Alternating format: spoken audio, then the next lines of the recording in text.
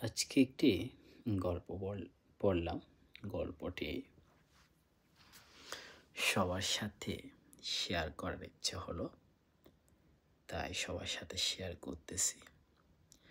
আশা করি আপনাদেরও ভালো লাগবে গল্পটি যদি সম্পূর্ণরূপে শোনেন।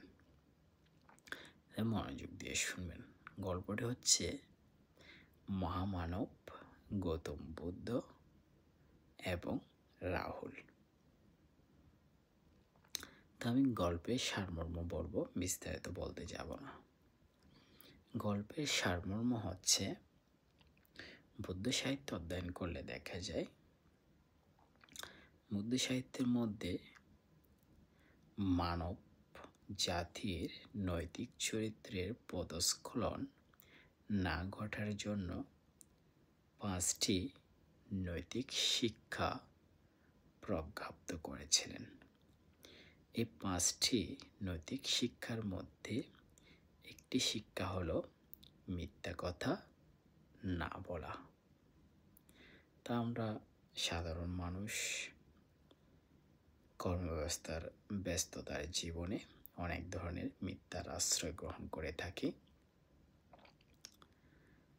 তো নিজে এই মিথ্যার আশ্রয়ের কারণে অনেক বড় ক্ষতি সাধন হয়ে থাকে বা নিজের নৈতিক চরিত্রের পদস্খলন ঘটে থাকে।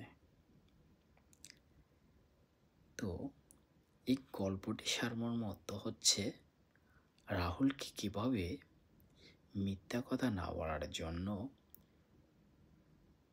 মহামানব গৌতম বুদ্ধ কিভাবে শিক্ষা দিয়েছিলেন।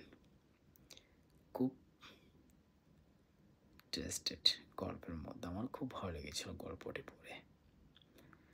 তো আপনারা জানেন, রাহুল খুবই ছোট্ট বয়সে প্রব্রাজিত ধর্মে দীক্ষা নিয়েছিলেন। বুদ্ধ সাহিত্যে প্রব্রাজিত বলতে শ্রামণ্য ধর্ম বা যেটাকে সন্ন্যাস ধর্ম বলা হয়।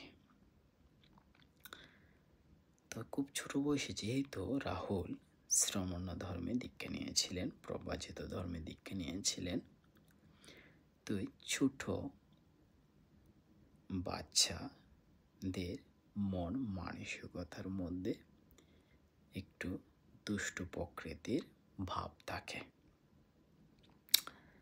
তো রাহুল মাঝে মধ্যে বয়োজ্যেষ্ঠ যারা বুদ্ধ ভিক্ষুরা আছেন, মাঝে মধ্যে রাহুল তাদের